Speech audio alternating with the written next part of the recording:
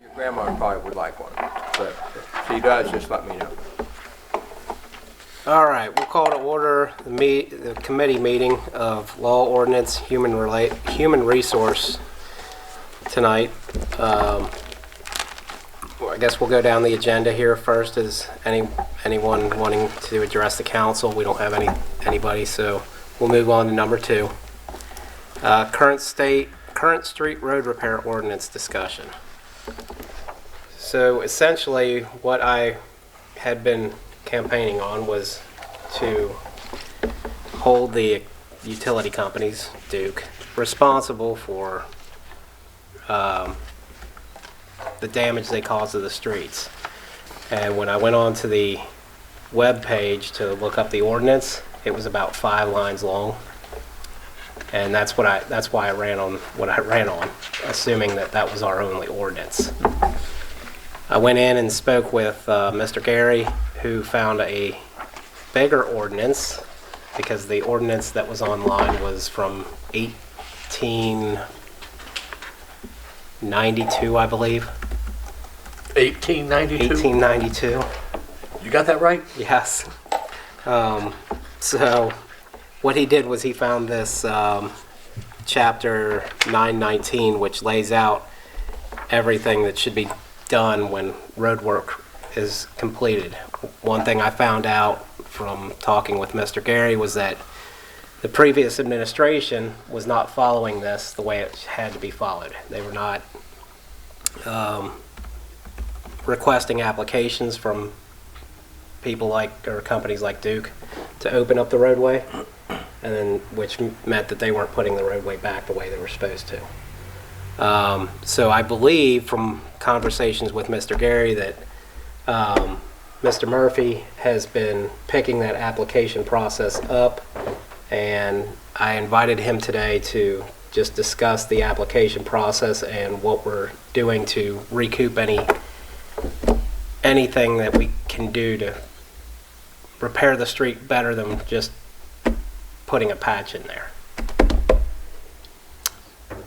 Any other comments on this? No, I'm interested for sure, because it's obviously an issue, and now, and he's gotten a couple emails from me, and I'm sure from other people.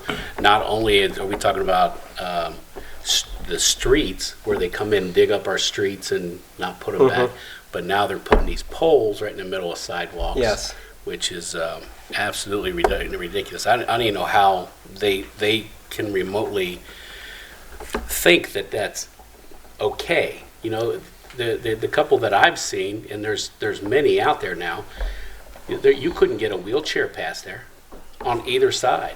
You know, the one side you'd go off onto the curb, the other side you're in grass or whatever, neighbor's yard. I just don't understand. The one that I sent him pictures last night, the one on Ashland there at Lafayette, and it's actually tied off. It's in the middle. They sunk it. Around the sidewalk is just filled in with gravel. Right. It's tied off to the original pole that was there by rope. It's definitely. I would hope that's temporary. I would hope, but we don't know. Do I raise my hand? No, you go ahead and jump in here. We appreciate you coming tonight just to share exactly kind of where you're at in the process. Well, thank you, Councilman, for having me.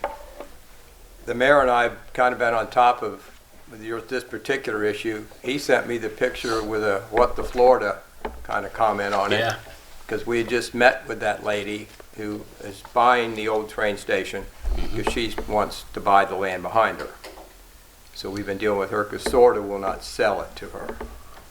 That's the last remaining piece of railroad property, which, if you don't know, SORTA bought all that eons ago, because I can remember probably 80-ish, thereabout, we saw SORTA cutting the grass, and wondered, what are you cutting the grass for? So we bought this like rails going through here. Well, we knew from talking to Mrs. Geraci at the time, was the city government, there's no way that was going to happen. After that, this pole appeared. Vic saw it, the mayor, pardon me, and sent me a picture. So we've been working on that, and I found out the box that's on it, Schweitzer Engineering out of the West Coast. It's just their box. Duke put the pole up. And this ironically, if you go by my house at Williams and Flora or Williams and Grove and Jefferson, it's going to be closed again for another 3 days, tomorrow, maybe Monday, Tuesday. What they do, subcontractors come in. They didn't use the dead man strip, they just sunk the pole. Now, to your original question on how is this happening, the previous safety service director made a verbal, they don't need to register. They don't need to tell us where they are, what they're doing. Now, before I go to the first 3 complaints I got January 2nd in my office, back to my house. They replaced poles years ago. We had the 35-foot sewer cave-in across the street, which took them 2 months almost. Well, they came and gave me a brand new pole 2 years ago. I was pleased to get a new pole, but it wasn't in the same location. Subcontractor dug it, Duke came and hooked everything up, and I was complaining the ground kept sinking. They told me it's because they didn't fill the hole correctly for the old pole. So when MSD was on this large job, I asked the gentleman who I spoke to the day before yesterday, I said, this is a problem. He says, well, there's no sewer complaint. We won't dye test on that. But I'll put it in, and they'll probably come up in a year or so and dye test it. Well, 10 days ago, my neighbor called and said, my basement's full of water. Kristen went down to see if the sink overflowed. Well, it was sewer backup. They sank the pole, did not call OOPS, did not call MSD, and sank the pole right into the sewer. So then this other issue came up with them putting up the pole in the middle of the sidewalk with the lawyer who we've been dealing with on this property. Mr. Geraci's been talking to Mr. Law Director, Assistant Law Director, Gary. Mr. Gary. And her name slipped there for a minute. And so these were kind of parallel, and today we have a new Duke PR lady who called to introduce herself. I had Sharon call her back and then explain to her, well, while you're on the phone, let me tell you the problem we're having with your Duke poles. Her boss, the big boss, called, and he said, they what? I said, yeah, they put a pole in the middle of the sidewalk. And it's got, if you look at that pole, there's all sorts of things on the pole that I've never seen on a pole before. Mark Reeves was there with me, Clint was there with me. We don't know what they are, but it is a Duke pole. I got pictures of it right here. I got the number, which they have to have. So I explained her my house, and he said, they what? They're supposed to call OOPS. They're supposed to call MSD, which OOPS does not. It's two things. MSD is not covered by OOPS. Well, they didn't do anything. Neither did they do anything on the other pole, the one on Ashland. And I said to this gentleman, do you know in our city, we have the gas lines under the sidewalk in most places? He goes, oh, I didn't know that. I said, well, they're under my sidewalk, and Schweitzer Construction knows that, just doing the job, because they come in for MSD when this is going to be a problem. MSD just does the emergency. Schweitzer comes in, great company. I watched them work across the street. They know the gas lines are there. But these subcontractors are not calling OOPS. And they're not checking with MSD. Now, I was told the repair in front of my house is probably upwards of $500,000 or more that I understand Duke is going to cover because it was their people that did not talk to anybody. Yeah. So let us digress back to the streets. There was a decision made by the office I now hold in the past. We don't need that. You don't bother to call. It's okay. Mr. Shepard of Shepard Chemicals was the first complaint. He'd been calling for a month. Nobody upstairs would return his calls. They put in his crosswalk, didn't finish it. The fiber optics box at the end of the crosswalk, they never filled the concrete in. There's a gap. They got the fiberglass boxes you see all over. There's about a 3-inch gap, 2 inches deep. They put concrete. They hadn't done it yet. It's at the end of his crosswalk. The crosswalk was marked illegally. They just went and bought signs. ODOT specifies how you mark a crosswalk. So we went down, Clint and I, talked to Mr. Shepard. He was appreciative, A, that someone answered the phone, B, that two department head people came down to him. And it was so bad, he says, I'm a chemist kind of guy, but the crosswalk sign is behind his trees. So when they leaf out, you're not going to see the sign anyway. So we're getting the correct signs. I got know where Omar, the sign maker they went to, got these signs made. That's been corrected. We have since backtracked the subcontractor to who this person is and filling in this box. Second complaint was Monarch Construction. No slouch company. They built half of Wright Pat Air Force Base, I think. Same thing. They put in the box and it's crooked. They're not required to finish the concrete, with the edging around it, which we normally see if you have a concrete, it looks nice. Apparently the code says you just have to brush it with a brush or a broom to rough it up. Mark Reeves went down, Clint went down. In fact, Clint was down there an hour after I went down.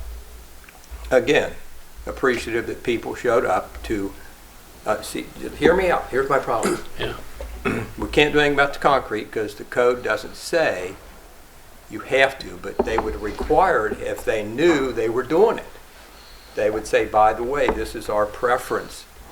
Well, the box is a little crooked. It's not a trip hazard. Mark says I can't make anybody tear it out, but they did a crummy job. When they did the Vermeer horizontal boring, they cracked some other concrete. And then Dale, the parts manager, came out and no speaking the English. Trucks were not marked. I don't know who they called at the time. It was back in December. But he was appreciative that the phone was answered. People came down, even though we can't. And then they had a complaint when they took out the railroad crossarm.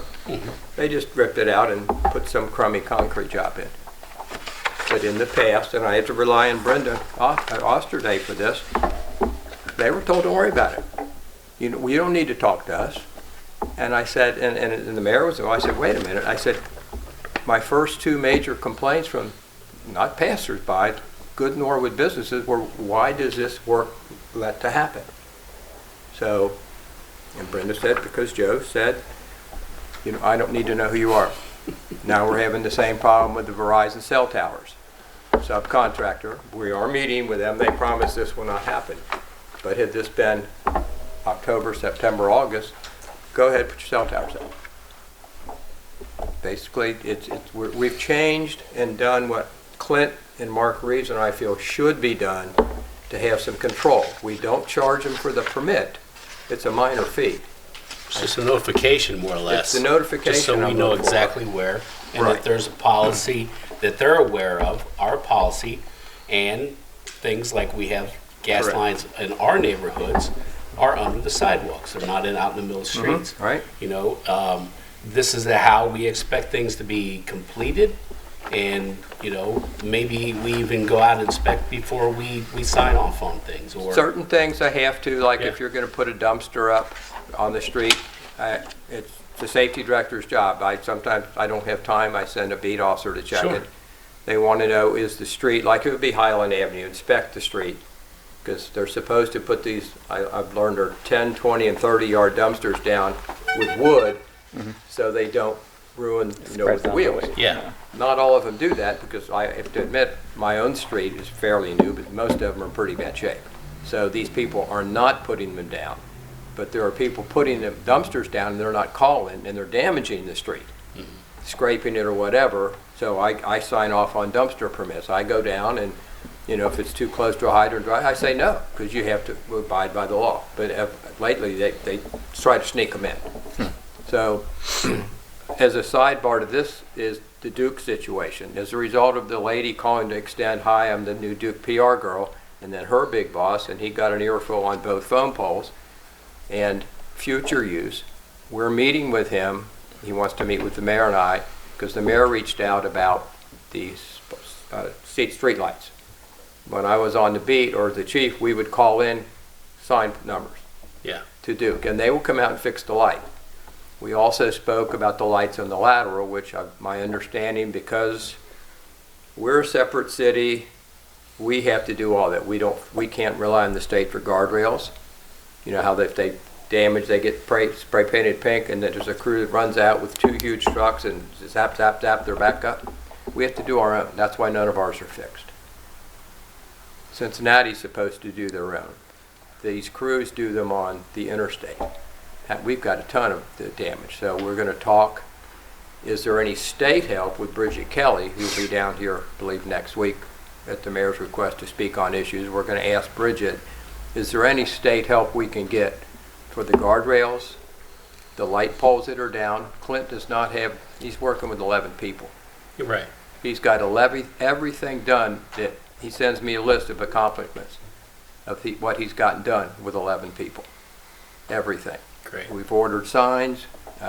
We've ordered things that were not in stock because I've also found out there's probably over 1,500 purchase orders which were never executed to the amount I was told by the auditor, close to $800,000. The purchase orders came in and were sat on a desk and were never passed to the departments. One of them is the lateral lighting, which the mayor says we have one at least for $60,000. I checked with Jane Grody and she says the mayor's correct, but the money can't be used because it's a 99 purchase order. Right, So like we 19. have to wait to appropriations. Yeah, it's a 2019 purchase order, yeah. Appreciate you very much for coming there, Director Murphy. So I just wanted to respond to a couple things. You had said that, you know, there's not like an ordinance or there's not anything in place saying they have to actually restore it to the original condition. I mean, have you all, like 91917, I don't know if you have, does he have a copy in front of him? No. It's in the office, and I created files for things. That If you could just show it, yeah, it's 91917. So I see on 916 where it says 919.16 where it talks about the cleanup, right? H, and I see where it says, you know, you have to clean up the rubbish and dirt and rock, whatever. Right. And then 917 though is standards for repairs and restoration. So Correct. you know, B, so I mean A has relevant stuff, but B really lays it out. All restoration shall result in a worksite condition equal to or better than that which existed prior to construction. I mean, this was passed in 2002. So I would think that this would give you, I mean, I would hope that this would give you the right to make them fix it like it looked, but are you Correct. saying that it does not do that? They're not telling us they're doing the work. There had to have been people in the city saw, for example, the Ashland, 2 huge pole trucks and the private contractors doing the work. With one building inspector currently, which is Larry Brinkmeyer, Mr. Roble still off, he'll be coming back on light duty due to a knee operation. If a business owner doesn't call and say, hey, or if somebody doesn't drive by, it's like a hot water heater you see on the side of the road. You're not supposed to, the plumber's supposed to do it, they haul it away. The roofing jobs that are being done in our city, they know to do it. Let's start on Saturday, Friday evening, or Sunday, Monday, because the building inspectors aren't there. Living in Norwood, I call them all the time and there's no permit. They're not using safety gear. So these types of people are doing it. They're not calling us. Nobody called us about the poles. Right. But Right. if they don't notify us, we don't know to look. No, and I understand about them not notifying you. I mean, you had said that you don't have the authority right now to make them make the work sites back to normal, back to how they did before they started doing the work. And I guess what I'm saying is, I mean, we've got an ordinance right here.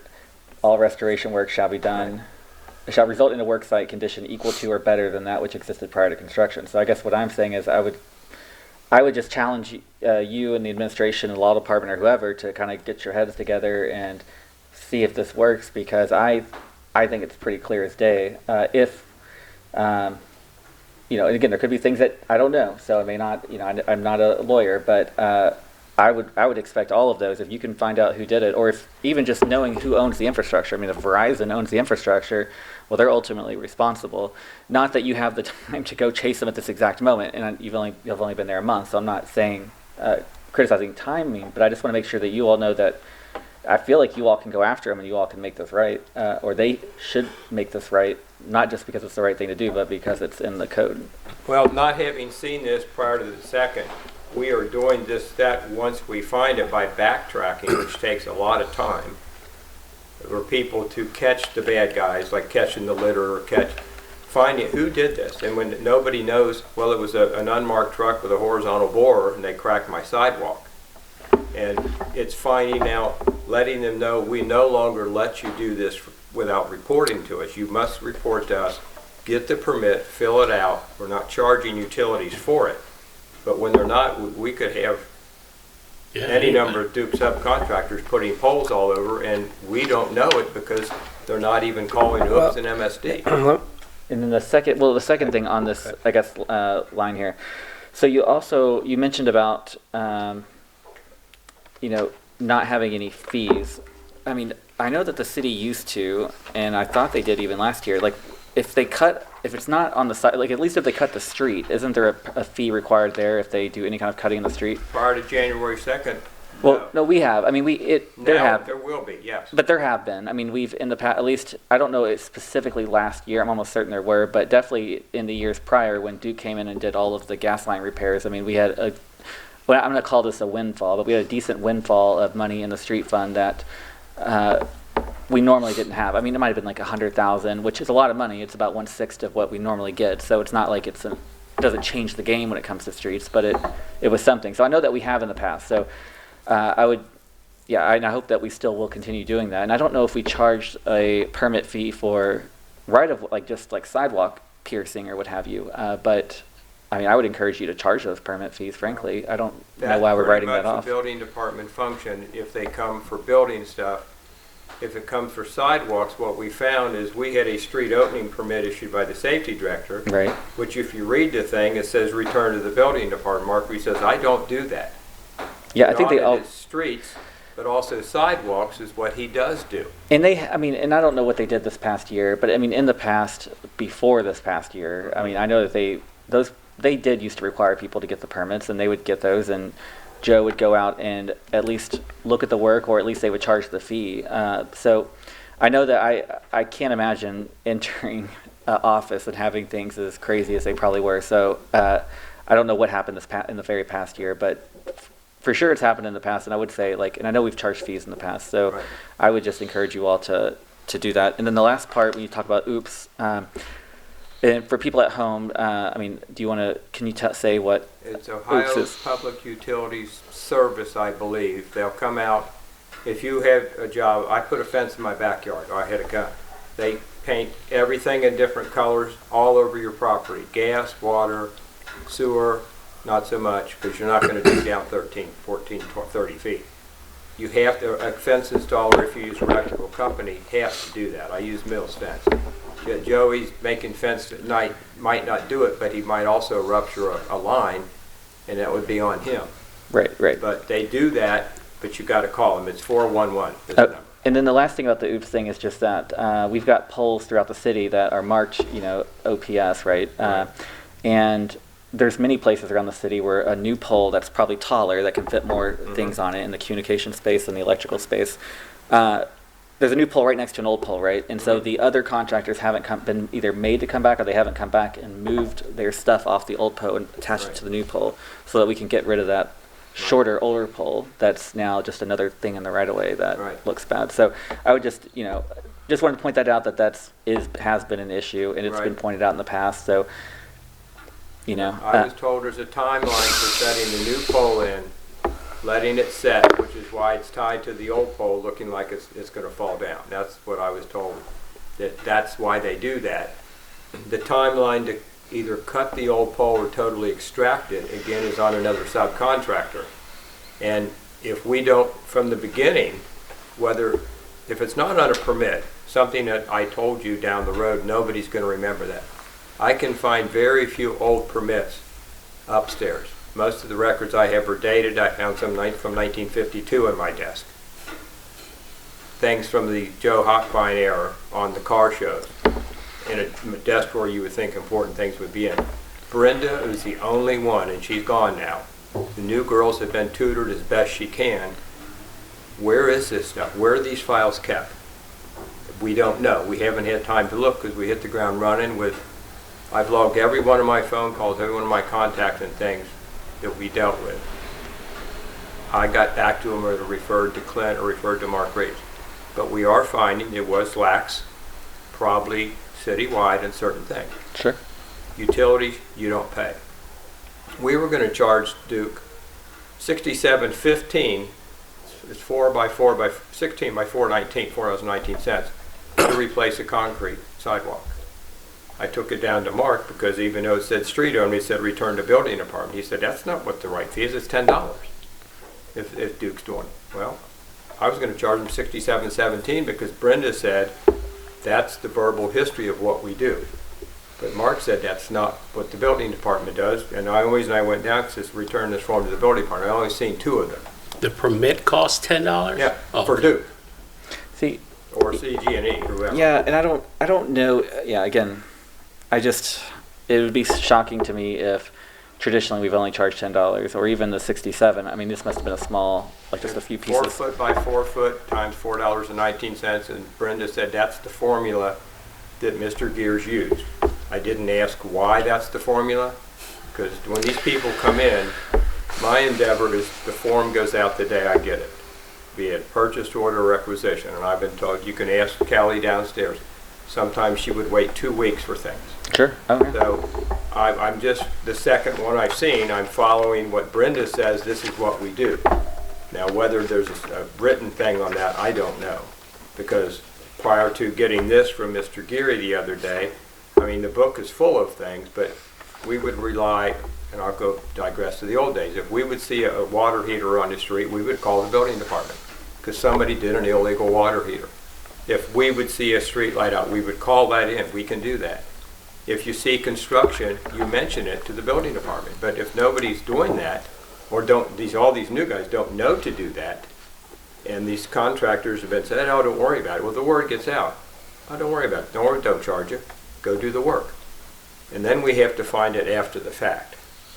And it was easy with Shepherd Chemical and Monarch Construction because they said, who were these people? Look at the crap they did, the stuff they did, pardon my French. Yeah. But, so we're backtracking on everything. Sure. Let me get my 2 cents in here. So I think there's a fine line when we're talking about charging utility companies for permits. I mean, that's when they're making improvements. However, I think it comes back to strong leadership. What you said was that previously we don't have to come here, just get the job done. So, and I think when we're talking about development and improvements, strong leadership, and I believe that's what we have here. And if I'm having a job I want completed, and I'm paying for it, which we are as a city, it takes strong leadership to go out there and say, hey man, that concrete's not going to cut it for us. We need to fix that. So somebody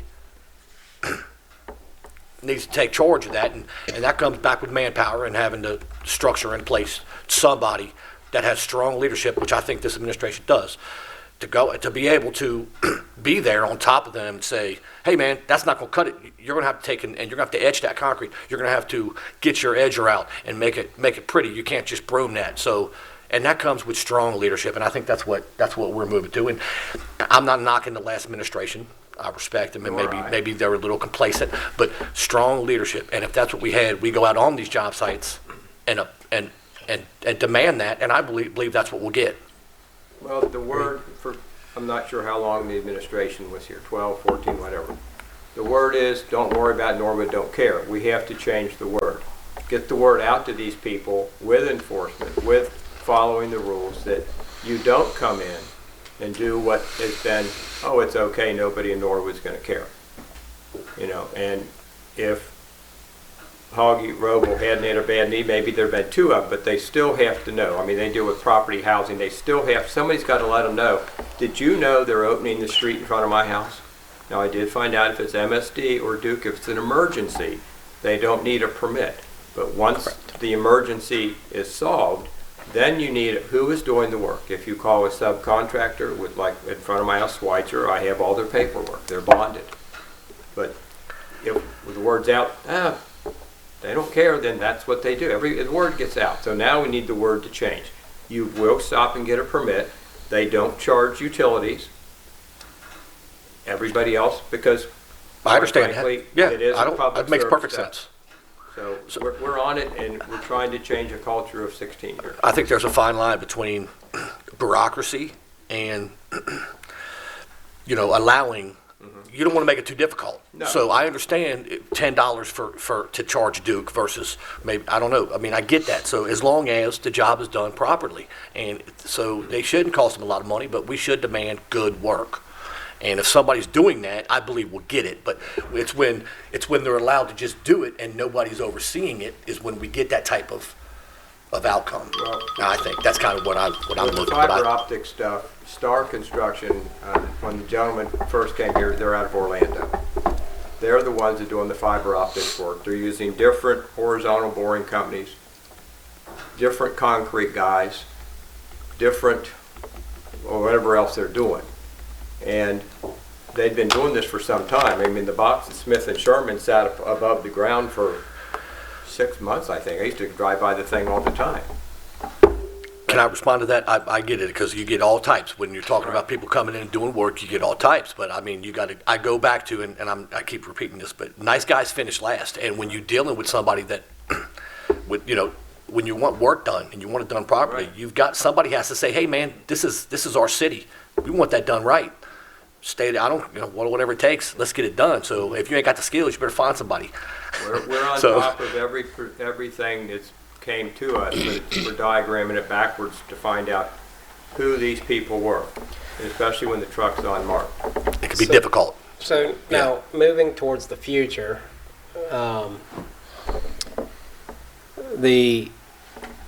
this 9/19/17B, it could be subjective.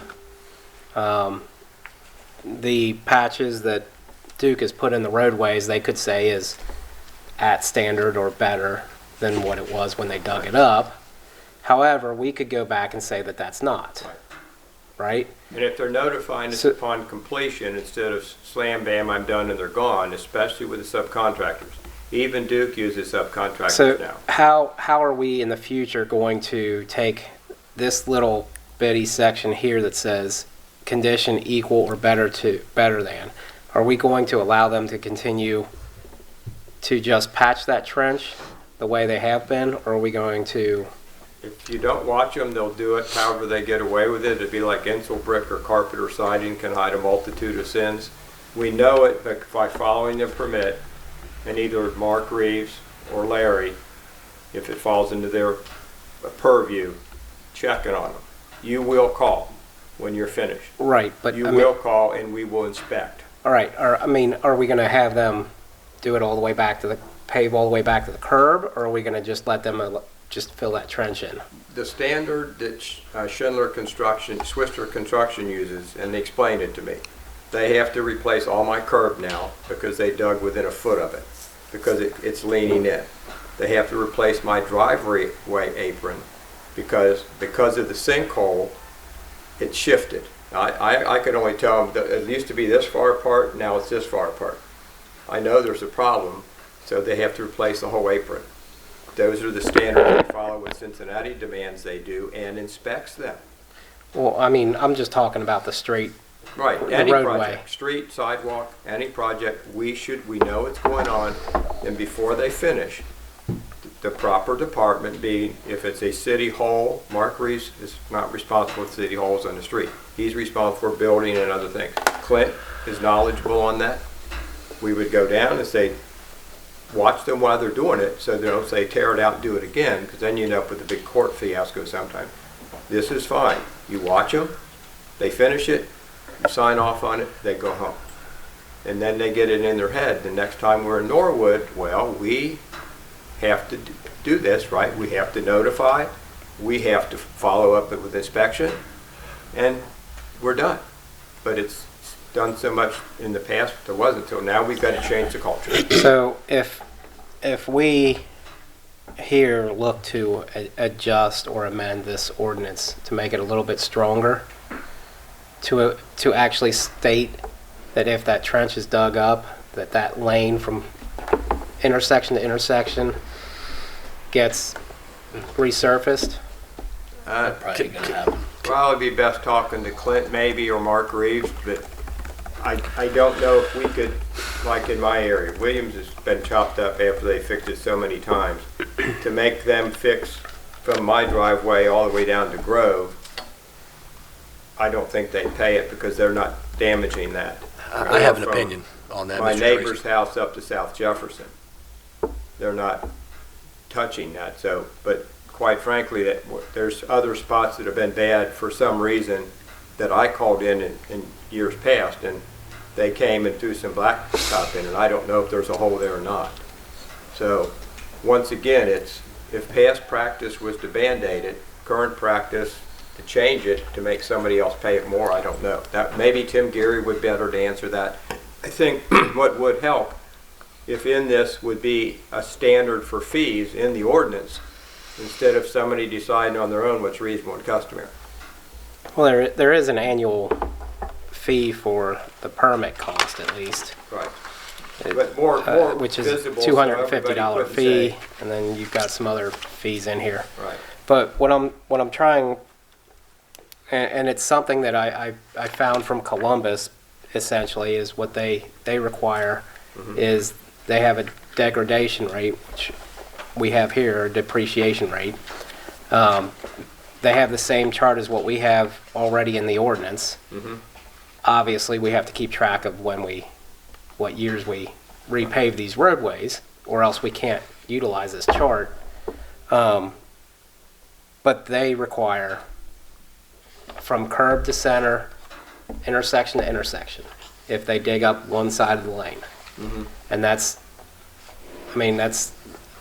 where I got most of my information If from, it's- was Columbus. I think Mr. Geary would probably be able to help you on that. If that's reasonable and customary in the business and we're not applying it, then we need to strengthen that, I agree, to include that. Correct. But to my knowledge, I think, like if, let's say, Indian Mound gets done and there's an emergency sewer work and they get there and they don't call us, it's emergency, Duke would be this, they start chopping the thing up.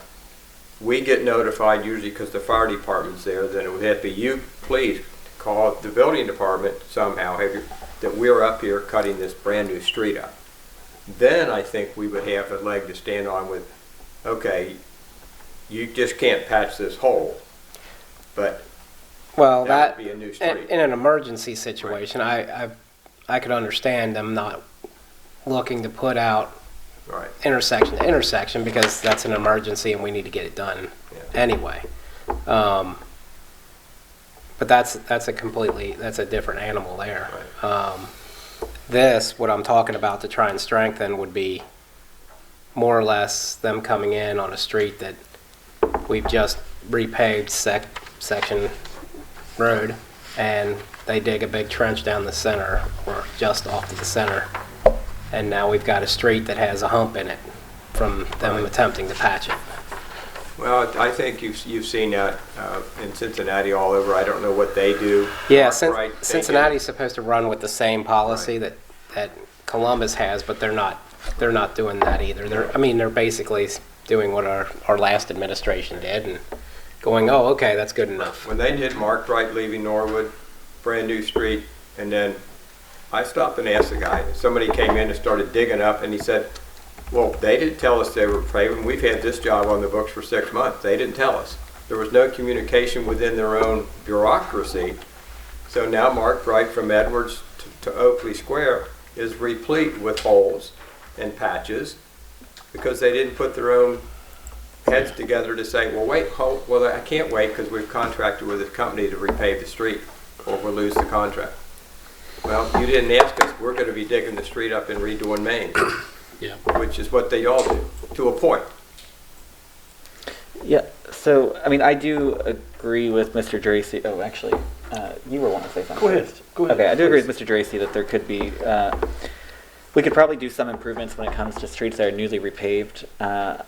There are some cities that I think that they actually ban any street openings except for emergency purposes for a period of so many years, 1, 2, 3, whatever it is, after a street repaving project. And I think we could potentially look at doing that. I also think that we should probably put some kind of a notice here, basically in the ordinance saying, contractor, if you want to be notified, or utilities, if you want to be notified that we're going to be doing the street repaving work, right? And so that you know that you're not going to be able to do anything for 2 years or whatever the thing is, then I think they should be able to sign up with the city to get notified of that, or the city just, I guess there's not that many, so the city should notify, but, you know, maybe 3 months or 6 months before we plan on doing a street project, we probably should be sending letters to utilities, letting them know the places that we do it. And if we're going to, I think if we're going to ban them from cutting it, if we think about that, if we think about doing that, and if we decide to do that, we should probably make sure that we also put in there that the city is just required to notify when possible. That way, I think it kind of works for everybody. Hopefully they get any work done they need to get done, and then we don't have street cuts that happen, you know, 3 months after a road project's done. I might add, most of them are emergencies. In my case, it was going to be a 6 by 12 foot trench, and it turned into a 30, 40 foot with an L-shaped appendage on it, because what the subcontractor did with the pole caused them to keep more and more work once they got underground, and says, this is more than what we thought. Now, if they're just doing gas tap-ins or sewer tap-ins, it's usually a 5 by 5 hole. They get down there, do the connection, boom, which is what they did at our house when they did the gas, but they did the sidewalk. They were doing part of them on the street. So most of them are emergencies, you know, be it a stopped up, you know, like a plumber could come and they would know, okay, I got to call the city, we're going to get a backhoe and open this up. So, but most of them are emergencies, gas, sewer, plumbing, private plumbing, and that's, then again, it's a double-edged sword. The homeowner's going to say, I need this done, and I've called my plumber, and he's discovered a problem. Now MSD's got to come tear the street up, and you just repaved it. You got a sticky wicket there with, you can't say no. Oh, sure. But anything we do is probably better than what we've been doing. I mean, ordinances are only as good as the enforcement. I mean, or the education of the public. When window tint came out, you got to don't tint your windows black. You know, they say ignorance of the law is no excuse, but plumbers know what they're going to do. They know what they're supposed to do, and they have to apply a permit. They do so. But I think anything as long as we're proactive, seek Mr. Geary's input and maybe Clint's on what's the best way to tackle this problem without creating a double-edged sword problem that swings back the other way. Gotcha. My turn? Yep. Excuse me. I've got some concerns. Bureaucracy, you hit on it. I'm a big, you know, I don't like the bureaucracy and making it harder on utility companies and things like that. So being in, you know, these things that they're doing, the utility companies, the repetitive things, they come out and they fix. So, and each time you do the same thing, you don't get the same. Like some jobs turn out great, and other jobs not so great. It's just that's inherent to the business. You try your best though, and then some jobs turn out good and some jobs don't. So, I'm just, you know, strong. It goes back to strong oversight. If somebody cares and knows that this is happening and can go out and say, well, that's not good enough, fix it or else you don't get paid, it's going to get done right. And I think there's less damage to the street. So I understand what we're trying to do, and I totally respect it. I am concerned about the bureaucracy and making things harder than they really need to be, and making it harder on companies to do work, because then they're just going to be like, oh man, that ordinance is too strong. We're gonna leave that. We're not gonna do it, and then stuff's just gonna get left and not done because it's too difficult. Because you have to jump through too many hoops.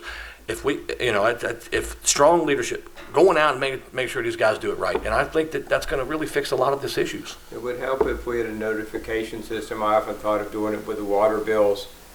You can put little blurbs in there. I don't know if you can stuff things in there.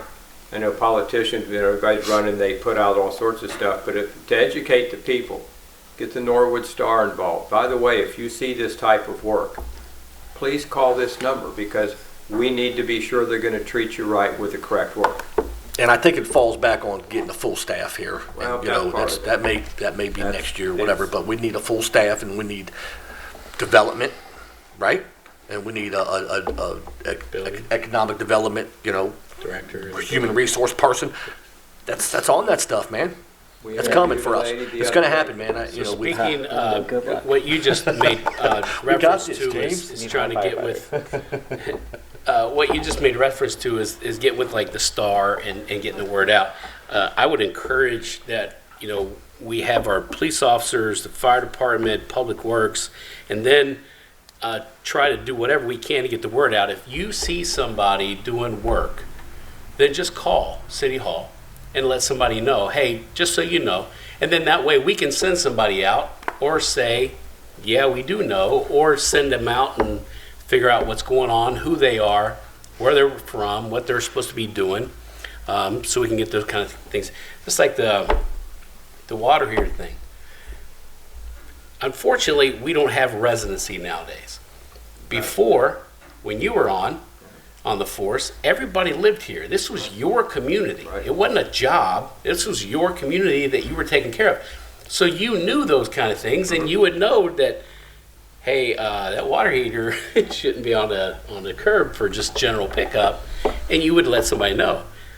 I just wonder if those are kind of things that we could let our police officers know that, hey, in this particular community, just FYI, if you see somebody doing work, regardless of what kind of work it is, if you see, especially road work, sidewalk work, pole work, any of those kind of big projects, just drop a dime, and just let us know. But I think we should try to do whatever we can to get it out to the public, that if you see this kind of things going on, let somebody know. The other thing I wanted to say is, as you're talking with these bigger bosses that are a little bit, surprised themselves at the work that's been done representing them, are we going to have something done to rectify situations? I mean, is that... Some of it's done, and talking to Clint and Mark, they have no authority to make the concrete pretty.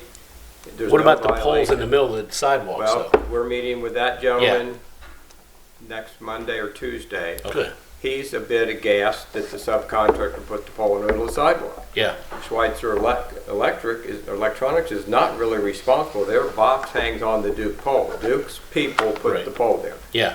And So that's what I'm currently, saying. So hopefully they'll come back, replace that pole properly I where it hope. needs to be, because it's in the middle of the sidewalk. We just can't have that in case people are trying to the get through. suggestion was we should build more sidewalk around it by an individual who's not with the city. I said, No, why that's- should we throw good money after bad? to Well, you're put going into somebody's property too, their personal property, Well- to put it, to go, or a business to go into theirs. Most of our streets are 50-foot legal right-of-way, which is 25 foot from the center. Oh, okay. Which in my house goes 3 feet into my yard. That's the right-of-way. Yeah, So I'm not sure what Ashland is. They're not They're all all good. 50 foot. no, But Mark Reeve said our right-of-way would allow that. We'd have to cut some bushes down. But then again, why are we throwing good money? Yeah, at that's the not thing? your Right. responsibility. Yeah. and then my last point was when we talk about the lights, I've noticed that they've been replacing a lot of the lights instead of just kind of, I guess maybe when they repair, they're replacing with LED, which is a lot brighter, which is nice. And they use less electricity. Yeah, so hopefully, this is one particular location. There is a light that's on the southwest corner at Ashland and Lafayette that has a light pole. And it's just not, obviously it's an older one, so it's not very bright. So as they replace these, then hopefully they'll replace them with LEDs. They will be. The city garage is replete of the old high-pressure sodium heads, which we've been told we have to advertise them on the county website so everybody wants to buy them, and then we can scrap them. If it's deemed usable, if somebody might, like our parking meter heads we have at the old boxing club, there's 400 of them. We have to put them on the website to sell before we can scrap them, like if somebody wants to buy a parking meter head. They're junk. I've seen them for sale online. So I Yeah. mean, The thing about the poles you mentioned, right now Duke has subcontractors raising things on the poles because they did a study to come along and measure. Everything has to be higher now because there's a new standard. So they were up the street from my house with 2 giant pole trucks raising things on the poles. Now, they weren't using flaggers that I saw. Everybody used safety conscious, has to put flaggers out. But they are raising. Of course, they couldn't get to my poles because kind of dug up. Yeah. But that's the kind of work, I mean, they pull up, they park on the sidewalk. We don't know when they're showing up. That's another work. There's no permit. It's their pole, their lines, and they're certified people in the bucket trucks. But they're not harming any Norwood property. They Yeah. might park in the Devil Strip a little bit, but it's We just- met with the, Mr. Miracle and myself met with Miss Crawford at the old train Right. depot there yesterday evening. And she was saying how they didn't know that they were coming to do that poll. And then had their business totally blocked. They have a little driveway to get into, they only have about 6 spots, and had them totally blocked for 2 days. And And so they could have called, and if they Yeah. say, this is an emergency, if somebody declared, we could say, look, this lady has to conduct business. She can't drive through the bushes. yeah, park Can the you other way. reposition your truck? And if Right. they would have blocked the road and said, I would have closed the road for them. Yeah, But that's if they it. never call us, we don't Right. know, what's going on. So is your meeting that you're having with Duke? Is that, It's the Duke representative in charge of, he described his title, light poles fall under his prerogative. That's part of his responsibility. okay. So that's one of the main issues. My house, which is costing them a lot of money, and selling the green strip, which quite frankly, sort is going to ask for a raise in fees anyway. Why not sell the lady this piece of ground for a fair market price to make some money? I don't know why they're digging their heels in. But on that intersection also, we've had requests in years past for a street light. Duke has a formula of how often they'll put a street light. If you want one, you pay for it. They'll put it up. There's one there. If it's probably, well, it's probably. It's on the, it's like I said, it's on the Okay. southeast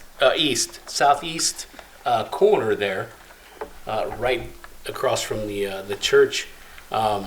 There's trees there and stuff like that, but there is a light. It's just not very bright. We'll find out when we're on the LED thing. I mean, they did a big deal of it in Clifton to protect the suburban students in the urban area to light so they kept getting robbed.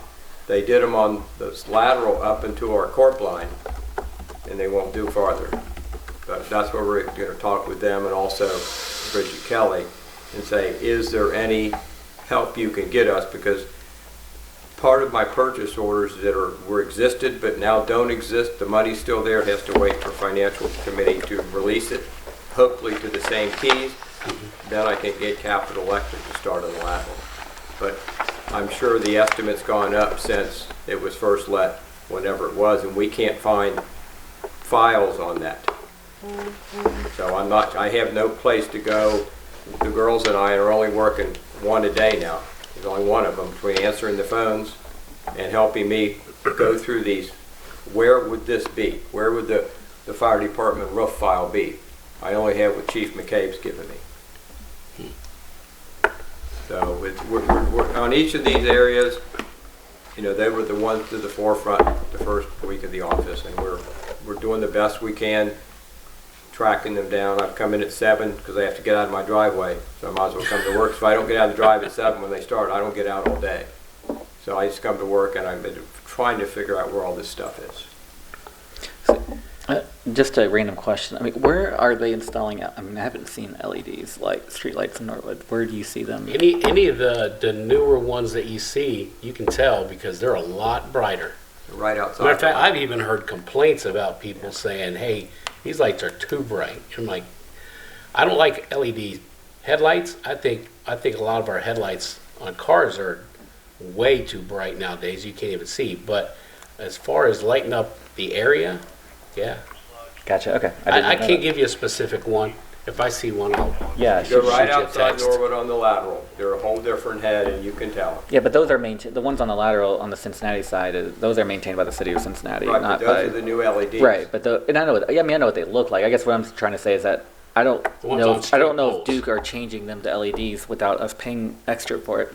Maybe they are. I just did not know that. So I, nice. I think there is one up on the north side of Montgomery, up near Sorrento's. Gotcha. Yeah. So the ones now there are like some lights that were done on Sherman Avenue, right near Carter. So Carter, Cleveland. there was, I don't know how many it was right before I got elected, but those were put on through a special contract where they put the LEDs in and they brightened it up. But I don't know how they do it normally, because there's definitely a lot of lights that could be replaced if so. Practically everyone in the city. Yeah. Oh, yeah. I mean, in Lafayette, I mean, you've got a light every 3 feet, it seems like, and some streets have a light, maybe one light for the whole block, and it's. Well, you have people that complain, they don't want them, they want shields put on them. A couple on Grover that way, they shine in, the light just pops across the street, so they put a shield on it. But then again, that's all, call me, call Duke, you got a problem, we'll fix it. Like with all these issues we're talking, if once we, with the star, with stuff and water bills, if you see this, like block watch, if you see something, call. Yeah. You don't have to run out and yell at the guy, just, I'm a block watcher, or I'm a concerned citizen, did you know they're digging a hole in the middle of my street? And we educate the policemen, and I started to try to do that, but my computer is not set up for anything. I wanted a email notification of all department heads, so I can type one email to department heads and council people with the same message, that if this is happening, kind of like reverse 911, if you see this, please call the building department or the lodge or whatever. They don't know because they're not told. And it wouldn't cost that much. Now TA's, with all the other things he's done, he's getting my computer set up so I just can hit one button and get the word out. Department heads, this is a problem. Council, be on the lookout. This is on the radar. The same way they should be exchanging information that the street department just asphalted and the next department comes along and digs the street up because we're doing water work. So it's going to be a slow process. The mayor and I have determined we can only turn the rudder slowly, so the next thing you know, everybody will go in another way with transparency, notification to people.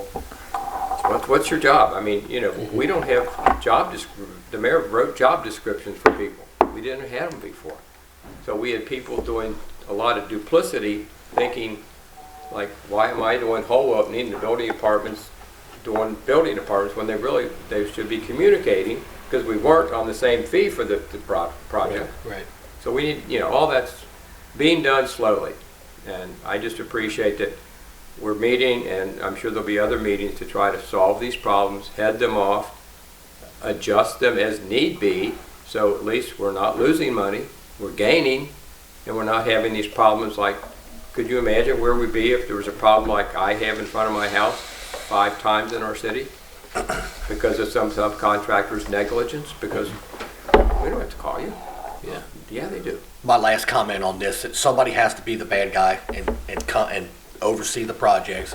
And, somebody has to make them accountable And it'll be a for team good effort. quality work. And see, And I think going along with that, I agree with you. But we also have to set a standard for what that quality of work is, because my quality of work may be a different perspective than your quality of work. You see what I mean? Well, no, it the says standard's right says here. in here Yeah. as good or better. Yes. Right, Now, is that what you said? yes. Now, I think what Mr. Tracy's talking about specifically is the street cuts, but like we're talking about any other parts of it, like the sidewalk, whatever. It's very easy to know if it's as good or better. Correct. The sidewalk The- needs to be this- in. Well, I mean, I can look at something and tell The if it's street good work or cuts not. is completely different, because my view of the street cuts is if they cut into that, they just cut open a good street. Yes, it may have been somewhat pothole, but it was a street that didn't have that cut in there to shorten the life of that street. So I would look for that to be taken to the curb at least. Right. And then just a devil's advocate, if that job that you're looking at was, let's say that job was $1,500 for that job to be done, and it needed to be done, but then you just, by this ordinance, you just made that job $1,500 turn into $15,000 because they got to go street to street. I mean, that's all I'm worried about. I'm concerned about the bureaucracy. Right, but I mean, okay, so I will, to your response about utility companies not necessarily needing fees or not needing as high fees, I mean, other cities all around us, I mean, I just pulled up the city of Cincinnati's fee list, and it's pretty extensive. I mean, this is the list here, pretty extensive list. You have to have just to work in the right of way, they make you have a $120 a year permit just to even be eligible to apply for a permit. And that ours is 250. Yeah, and so, okay, well, that's, I mean, that's 250 is for the annual review if there's something that goes over Yeah, you're right. per year.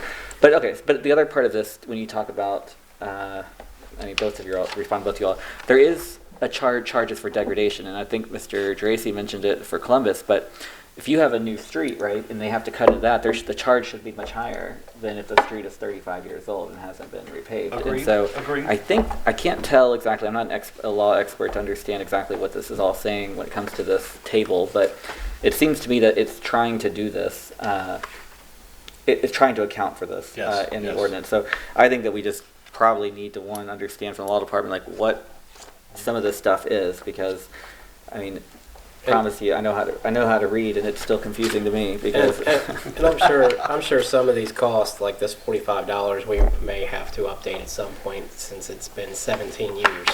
Right. I'm sure it's not $45 Yeah. anymore. Yep.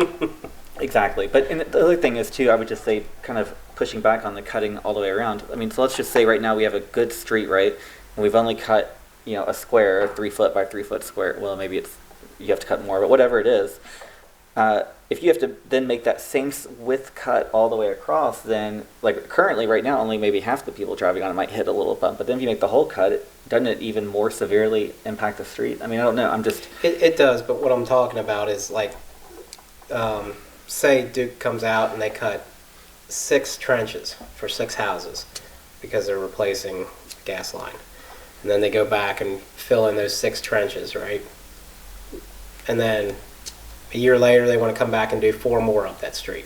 So now you've got those trenches all along that street. Now you've got bumps in it because those trenches have either fallen down or they've put way too much asphalt in it, and now you've got your basically speed hump. If you drive down Bartleman, that's essentially what has happened.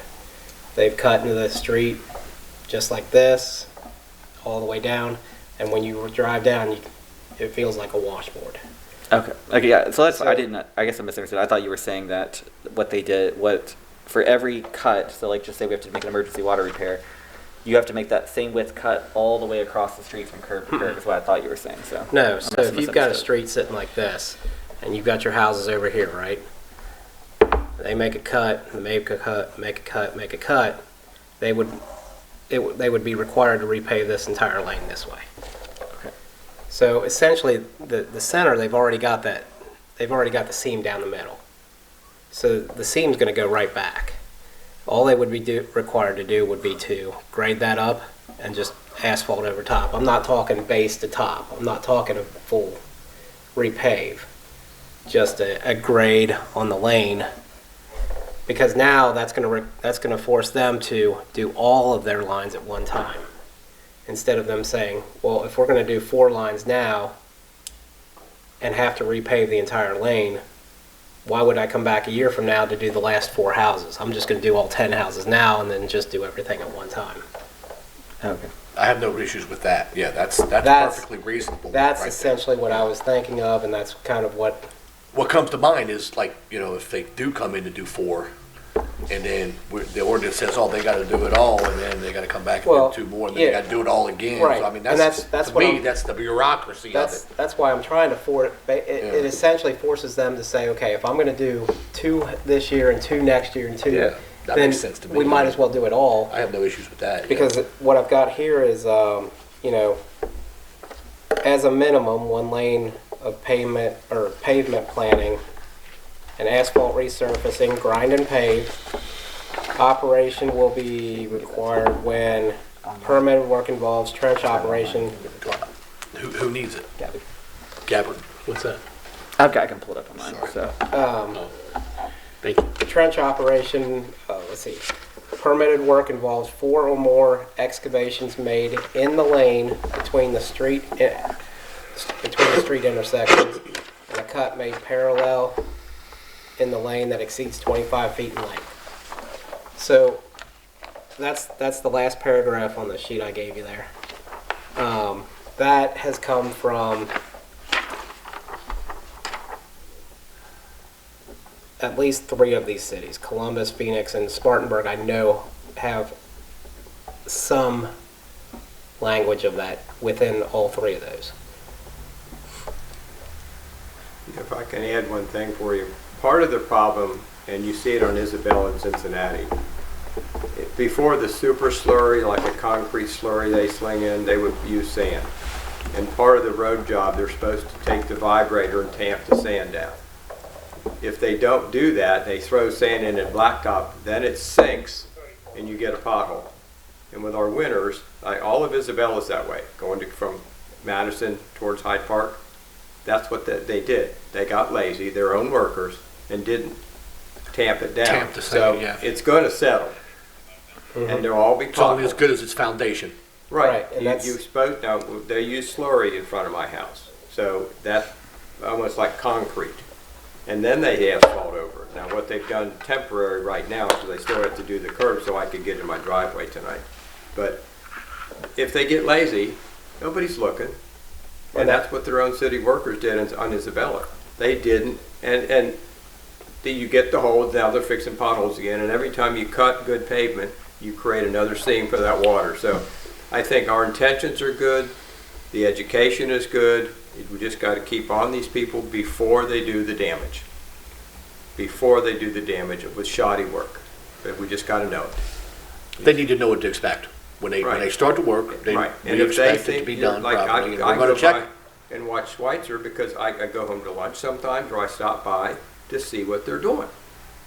And there's no complaint with what they did 2 summers ago with the huge deep hole. When I watched them, they used that super slurry and then the asphalt and concrete. It's fine. And Williams is a very highly traveled street. But there are other areas where after they did it, pave it, then they had breaks, they chopped holes in it, sinkholes form. The one up in front of it by South Jefferson, Williams is going to go. But we don't, well, Clint would know who did that work. He would know. And he's doing a yeoman's job for a lot, not as much money as he should be getting. And hopefully, my goal is he becomes the service director, because that man has forgotten more than what most people know when it comes to public works.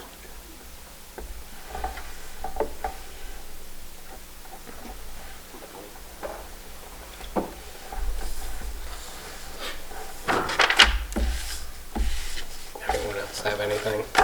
Mr. Murphy, I really appreciate you coming tonight just to share a little bit about this, but even more the fact that you have been so responsive, and when we reach out, whether it's phone call or email, I mean, you get back to us and kind of let us know and update us on what's going on. I appreciate that, and our citizens are appreciating that, and our businesses are appreciating that, and I think that that's, like we said before, it's going to take a little while to get the word out, but I think the word is getting out. And especially, I think our citizens, I've talked to citizens more in this month than I ever did when I was on council before. And they are all making mention that, hey, I had spoke with, Mr. Bonzo or Mr. Braden or Mr. Gracie or, Mr. The other guys. Anyway, any of them that they're, somebody's getting back to them.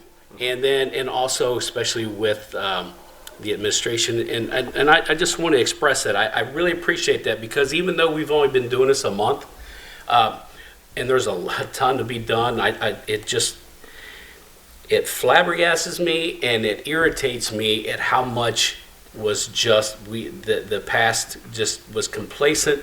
Things weren't done, and I know morale throughout the whole city was just really in the crapper, just for less Thank you, than Mr. brother. Gabbard. Although But I am thank you. provisional, and when Yeah. Vic asked me 3 months ago, my wife said to me, honey, can you make a difference? And same thing she asked me when I stood up and said I'll become the acting chief for Mr. Hochbein. I think I can make a difference. And I work for the mayor, but I expend that, I work for the city. Yeah. As I told a councilman years ago, and I have to talk to my constituents, and I said to him, all the people in Norwood are my constituents. As the chief, they are. Nobody voted for me, but I look at everybody, not if you won, what do we get, 30% voting in our cities, 40 maybe? Yeah, not even They're that. all mine. Yeah. And they all rate the same return phone call. I endeavor to do that every day. And of course, that breeds more phone calls, which is fine, but Sure. However long my provisional appointment is, if the mayor asks me to stay, I'll stay for 4 years. We appreciate it. If I don't, I will be just as proud and active in the Knights of Columbus and supporting this city, because that's one of these. I'm getting out of this city, and I tell my new young neighbors, young professionals, we have the best schools compared to Cincinnati, best police, fire, got city government. You all haven't put on noses and clowned around like downtown does, and all the stuff they're doing. So if there's a leadership issue, Vic is providing it, but you guys are providing it because you're doing your job. Vic is doing his as a part-time mayor. I'm doing mine, and if I need a mid-course correction, somebody says, gee, I wish you'd do something better, worse, or different, well, then we'll do that. But we're going to work through this. This is my second fiscal emergency, so I'm kind of a hold hand at this. But it takes all of us to do it. It's not one person. You know, my wife fusses at me putting in so many hours. It doesn't matter. I'm salaried, and I did not accept a high salary. I told Victor, I said, if you find somebody that wants to work like a Paul Bizzano for, I don't know what he was paid, $80,000, $90,000, and stayed 3 months. I think I had 4 or 5 safety directors the last year as a sergeant and year as chief. It was dial a boss. Who's the boss today? And that bred much consternation with all the departments, because what are we going to do today? Right. You know, where's the drive? Where's the direction today? And so by stability, we offer a path. We might have to branch off that path. We have a financial path, you know, with the state. Hopefully we get out of that.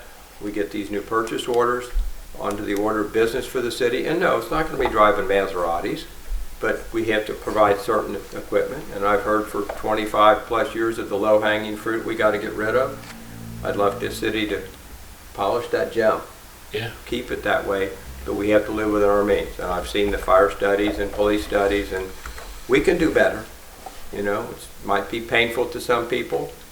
I wouldn't relish in any pain, but the city has to survive for me. That's important. This is where I live. Mr. Gabbard, I appreciate those comments, and I concur. Appreciate that, Thank you, yeah. gentlemen.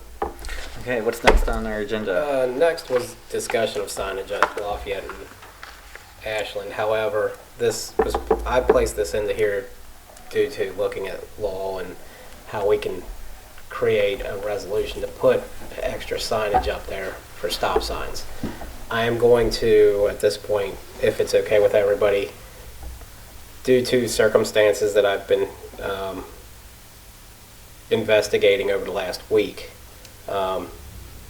when I report this out to council, I'm going to request this go into Streets Committee instead of being here, because that's a better place for it at this point.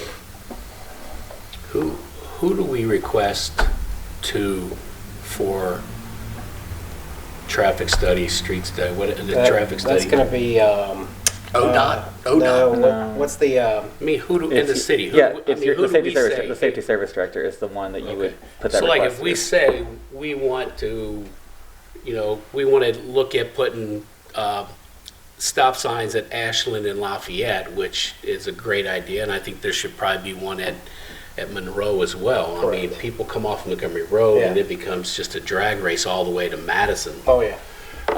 And the Well, other streets are We two-way. don't want to say drag race, because according to the municipal uniform traffic code, we can't Wow. utilize stop signs for People speed know what I'm control. saying when I know. say that, though. But, so who do we would send a letter to the safety service director asking for a traffic study for the purpose of hopefully putting stop signs up? I'm not sure who that goes Well, to. I've Is it- already done that. There were 2 wrecks there last year. There has to be a minimum of 5 accidents at a location before they would even consider putting a stop sign.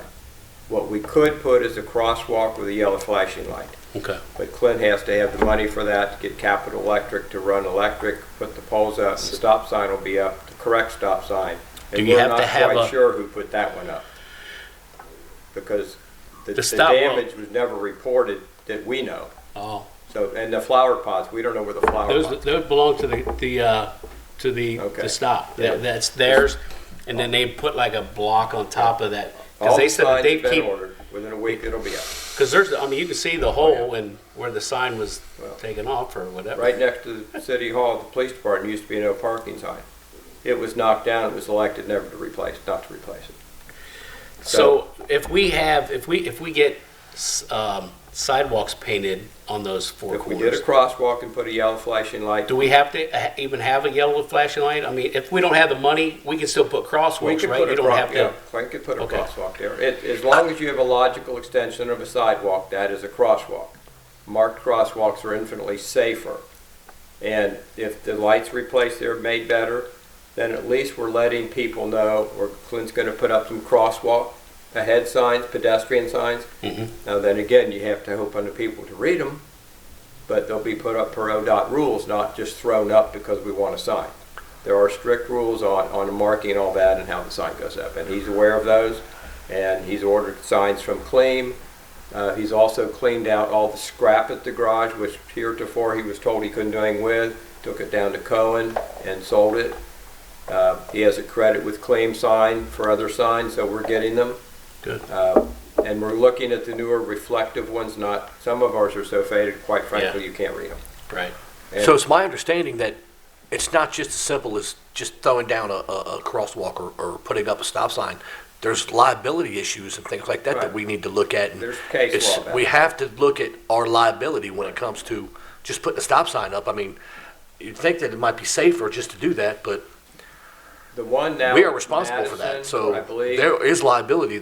that is Madison tagged was- with that. Madison was put up as a result of a terrible accident, probably in the 80s. They did a traffic study and it was warranted to put that sign there, which basically broke Lafayette in half at least. But crosswalks, we can, Clint's limited with his resources for painting. You really can't paint when it's cold. Right.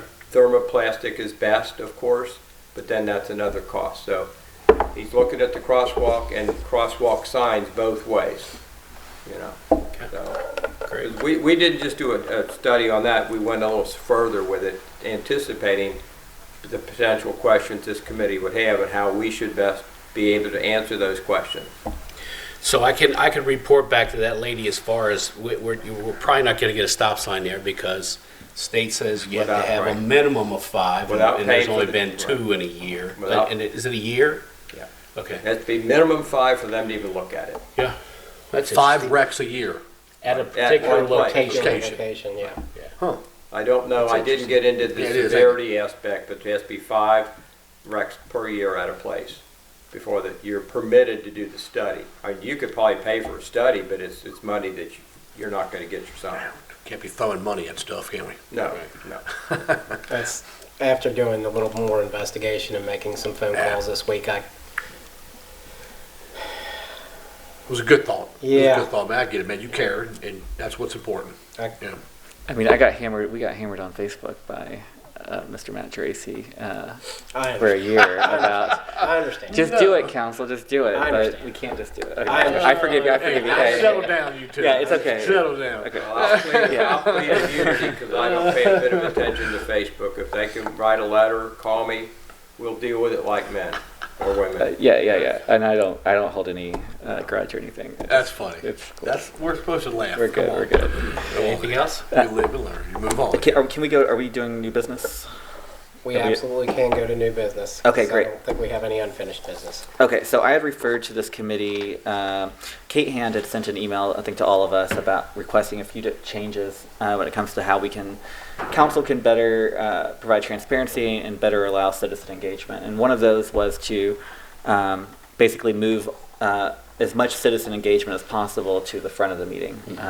And so the council rules state that we cannot amend the rules of council. And basically, the agenda order is in the rules of council. So the council rules state that we can't amend the rules of council without it being talked about at the Law, Ordinance, and the Law and Ordinance Committee. So essentially, since it has been referred here, is that something that I think there's multiple ways we can do it. I think we could just say, request to address agenda items are, right at the beginning, and then right afterwards, other requests to address council. Or we could say, we'll do a maximum of 10 people at the beginning of the meeting, right? And any carryover happens at where it currently does, at the other request to address council. That way, so you don't have 50 people here. And Okay, people Yeah, busy. are we good with Mr. Murphy? Can he Yes. go? I'm good with it. Thank you, Mr. Murphy. Yeah. Thank you. Appreciate you, sir. Thank you for asking and hope the answers I provided lead us to a better Thank you so much. Problem solving for our citizens. All right, I great. think it will. Appreciate you coming out. Thank you, gentlemen. Yep. So, can I ask something, just, when it comes to, logistics? It's my understanding that in order for us to talk about it, it has to be brung out and the public notice for 24, 48 hours, whatever that is. So I see new business here, and I get that, but I is don't that? know that we get, yeah, I was thinking, I In was getting ready to my ask the same opinion, it question. has to be on the agenda for us to even talk about. Now, maybe I'm wrong. I could I be was gonna say, wrong. because I mean, I hear you, and I'm not saying that we can't. I mean, I don't know what's in the purpose of new business. Yeah, me neither. That's what I'm saying. I didn't Yeah, I get it. don't think that's a part of a committee meeting. Maybe it's just, I don't get It it. can only be, because I was under the understanding you could only talk about what's on On the the agenda agenda, because. so that the public So the knows. public knows. Yeah. I hear you. Well, I will just say that. I mean, Because I put in But I'm a not- housing Tuesday, I put in for about the Airbnbs, but, oh, this ain't housing, my bad. That's why it's not. yeah. All right, then. Get my committees all mixed up I've got now. Not my that I notes care. on that written down. No, I mean, I hear you. I guess. I mean, I think though that. I may not have heard you. I No, you're apologize. fine. You're fine. You're fine. And so, well, essentially, then I guess. I mean, to me, if you put new business on here, I mean, this is new business. It seems that would suffice, in my opinion, because in finance committee we'll put city finances on the agenda, and essentially we may not know every single city finance topic we're going to talk about, right? But like if the topic has to do with city finances, we talk about it. But that's fine. I mean, we can schedule another meeting to finish this discussion. I just wanted to. I think that does need to be taken care of. Hey, I'm a rules breaker, man. What do you want to talk about? No, I don't think we're breaking the rules. Like that's what I'm saying. Like I think we're. Since it but- says new business, and it was so it accomplishes both things. It is Yeah. new to the committee, and then it also was referred to. I would like to see us move two areas. One, if you want to just address council on any topic, voice your voice at the very beginning. And, we can say there's a limit of 10. And then, Council, not committee, though. Committee, you're talking committee? we're talking about council meeting. Council. At council meetings. And then people have, they can either say, I just want to address council, or I want to address specifically about this particular ordinance. And then when that ordinance gets brought up by Mr. Miracle, then he says we have one that wants to address, and then they speak, whoever wants to speak about that particular ordinance, and then we go into that ordinance. So, and we've done it both ways in council since I've been here. I think the first 2 years, Donna, we literally, any request to address council on agenda items happened at the very beginning of the meeting, right? And then I think the second term, she kind of just would always move them to right before. I mean, I don't know if it matters either way. I mean, right now the current rules state that it happens just at the beginning of the meeting, but not right before each of those items, right? So it happens before them, but not directly before. I think it's a wash either way, however we want to do it, because most people, if they're going to speak on an item, they probably want to stay to watch what happens with the item. Mm-hmm. I wouldn't mind just getting all the address to request council, though, done early, but I'm good either way. The big thing, though, is just those other ones, the ones that are not on agenda items, are the ones that we've got to figure out. I want to address council about anything you want to talk about. Gotcha. Okay. The other thing is it's supposed to be 5 minutes, at which point they get stopped, and then if somebody from council wants to make a motion to extend their time, then we do that. But it's supposed to be 5 minutes. Yeah. We need to adhere to that, too. It's, Because, and we need to it's adhere to tough. We Yeah. had a new president and that. We have to. We have So- to adhere to that. Okay, so I'll just read real quick like what it says currently in the rules. Any person desiring to address council shall complete a speaker's request card with all pertinent information and submit that card to the clerk of council at least 10 minutes prior to the beginning of the meeting. The person shall indicate on the card the subject matter of the comments and any agenda items to which they relate. Persons requesting to address council relative to an agenda item shall normally be permitted to speak prior to the consideration of that item. So that would be fine. Yeah. 2. Persons whose comments do not relate to an agenda item shall normally be permitted to address council after consideration of all ordinances and resolutions and prior to consideration of other unfinished or new business. So basically, if we changed it, I would be looking to change something there. Persons addressing council shall be allotted 5 minutes unless council votes to extend or limit the time of any speaker. Persons addressing council shall limit their remarks to the topics specified on the speaker's request card and shall avoid personalities. I'm sure, like, my man. Just kidding. I'm just kidding there. Persons properly requesting to address council at a regular meeting shall be permitted to address council at that meeting unless 3/4 of those members of council present at the meeting vote not to permit such person to speak. Any member of council may make a motion to such effect prior to or during the comments of the person to be excluded. With the consent of any person addressing council, members of council may direct questions to that person following the conclusion of the person's remarks. Council members shall avoid personalities and shall not engage in debate with persons addressing council. So that's what's there right now. Did you want to say, so let's just say if we were to refer it back to council, or if we were to push it back to council, would we want to limit it to, for the people that are addressing on non-agenda items, limit it to like 10 people, let's just say, or do we even care? Do we even, if there's actually that many people, do we just say whatever and we're here till? I don't mind opening it up. I mean, I've had a handful of meetings where this place was packed. That's why we changed this, is because my first term, we all faced this way. And I distinctly remember one of those meetings, and this place was packed, and me saying to Mr. Sanker, I don't like the fact that I can't see what's behind me. And he said, just keep your eyes on Jane. If her eyes get real big, duck. So when the next term, we got it moved to where we had it side by side, so nobody was facing that way. So I think there's not going to be that many meetings where there's going to be a ton of people that want to speak. And I think we just have to bite. My personal opinion is we would just bite the bullet on those nights. Yep. And stay longer. And if 25 people want to speak, then 25 people get 5 minutes, and that's it. I agree. Okay, so then that'll make the wording much easier. So essentially, then it says. And so it already says that you get to speak before that particular item. Well, yeah. So we don't have to worry about that. So Okay, then, good. prior position. So right now it says that they speak after consideration of all ordinances and resolutions and prior to consideration of other unfinished or new business. And the current order is we have the call to order, prayer, pledge of allegiance, roll call, amendment of agenda, minutes of the previous meeting, and then public hearings if they have them, and then request to address council on agenda items is listed there, but we normally move it. So I would say that we would, before the reports of standing committees of council, I would say that we ask it to be right there. Hearing it would just all we're doing is changing hearing from the public. That's all. That's the only one that I'd refer to the committee is to talk about that. Where is it now, James? Where is it Right now it is other requests. It's M.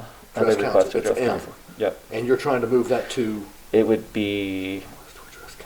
And for anybody that wants to look at this, it's on the Norwood City Council website under standing rules. Okay, so it would be reports. It'd be H or I, one of those two, whichever. I mean, it doesn't matter to me. Because it's not that it One, matters. half a dozen It's going to be others. above. It'll be above reports of standing committees of council. So if I actually don't know. Well, if the committee's okay, I would like to refer this back to the full council to consider to move it. So, do we know who has the Word document for these rules? Because I know we've got PDFs, like the website's PDF. I asked Ken today. I would think think the that clerk probably might should have? be in council. Did you all? Who wrote? Did you all amend the rules or write them or anything? I Did think we Did changed Maureen? it. did. No, we didn't change anything. No, I believe there must. Actually- I believe there is some changes. Yeah. I didn't see any changes when I read it, but I actually tried to put them side by side, the old ones and new ones, to figure out what kind of games y'all were gonna pull Yeah, on us. And I didn't find any. I don't think we Them changed games are any. one-sided, James. Yeah, they're All right? not coming from one-sided. this side. Yeah, we didn't change any on the final. My gosh. So I don't know if we. I thought we did, but I couldn't. Well, either way, okay. So I'll see if the clerk has a Might Word have some. document. Yeah, I'll see if the clerk has The only a. changes that I was aware of was just the committees. Yeah. What their committee. names And that's are. what right. Ken thought that the committee names were changed. Yeah. So somebody out there made that change. Okay. And asked Ken, Ken said it wasn't him. So I wonder if Maria did it then, or if she Oh. did. Victor Victor. may have done it. Really? For the council rules? Interesting. I'm just kidding. I mean, as long as I know it wasn't me. that's fine. Yeah. Pipe up, Breeden. It was you, wasn't it? I just want the word. I just want the word document. I Wouldn't just you want like the to word know, document. James? Okay, I will start. I will ask around. I'll ask the clerk's Let our office. people No. get with your people. Yeah, there you go. That's crazy. Yeah, We're not allowed to talk about that at committee, James. I'm okay with moving whatever we move just it to. So essentially, then, basically, in your report out, I would just recommend saying that we recommend council change the rules to, or we, whatever the right term is. Yeah, change those rules so that we put public comments first, or we put public comments before standing committees of council. Yeah, well, hearing of the public, however you want to. To which one? It's going to be before reports of standing committees of council.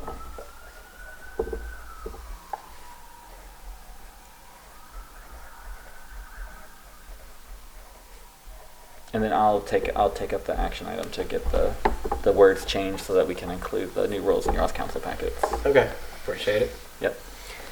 Yeah, I mean, sorry about that if I missed your request. No. It's, I mean, it happened at the meeting, so I figured that you were taking it into account with new business, so that's why I was. No, Thought it was there. if I would have actually, I should have listened a little better, I guess. Yeah, no worries. Cool, but that's all I have for new business. Yeah, my last thing is, everybody was, we've got several items in the street committee also, so everybody's getting their committees in. So I'm waiting my turn. We're going to have ours here real soon, so we'll come up with a date soon. Don't wait too long. Yeah. Could be a good mailer one day. I'm just trying All to- right. We've had enough of these political We, jabs today. Like we've been having fun. I'm glad today. we're on those terms. Yes. So cool. Well, awesome. Yep. Like I said, I don't have anything else. So it's a good committee. We're ready to adjourn. Yep. All right. Nice work, guys. Perfect. Good Lord, it sounds like.